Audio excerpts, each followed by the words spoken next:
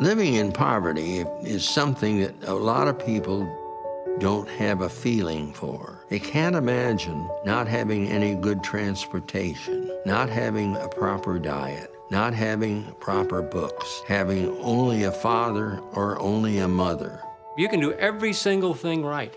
Get a job, get married, have kids, do everything right, and still not have your family's heads above the poverty guidelines. And you're at a significant disadvantage if that's the case. We've been moving in the wrong direction for basically the last 30 years. We have to reverse those economic trends and factors, and then our policies often lock people into poverty. It's almost a situation that is permanent unless you do something about it.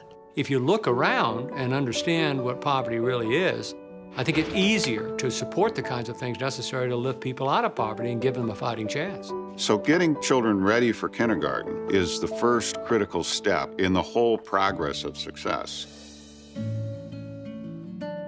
To have untrained personnel handling those children 8, 10, 12 hours a day while the parent is working or in school is simply a huge disadvantage for those children and their future. Well, we need standards in daycare like we have standards for our hospitals. We don't let our hospitals operate in an unregulated fashion. We must regulate them and teach them how to do it properly. But it does get back at some point to how you're going to be able to provide enough income to the child care facility so they can hire the professionals that they need, because it requires professional attention. It requires the kind of training that will cost more money than you can afford to do if you're paying what most working parents can afford to pay.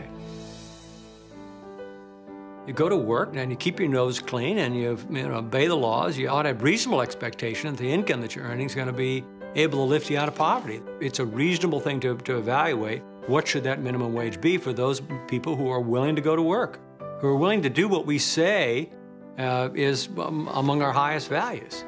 It's making them effective, good citizens.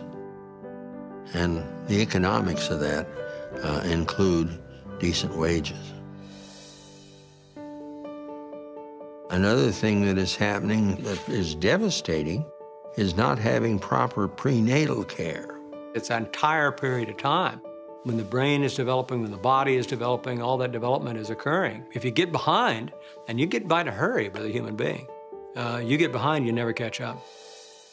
Looking at all of those factors that impact a child's ability to succeed is what the Holland Children's Movement is designed to do, and then to advocate for the kinds of public policies that will actually favorably impact those children. And our purpose is to engage the whole state in understanding this problem and how it can be solved. We do want to see Nebraska become a leader in the country, a place where others come and look to how to improve the conditions of children, and we have the building blocks for that.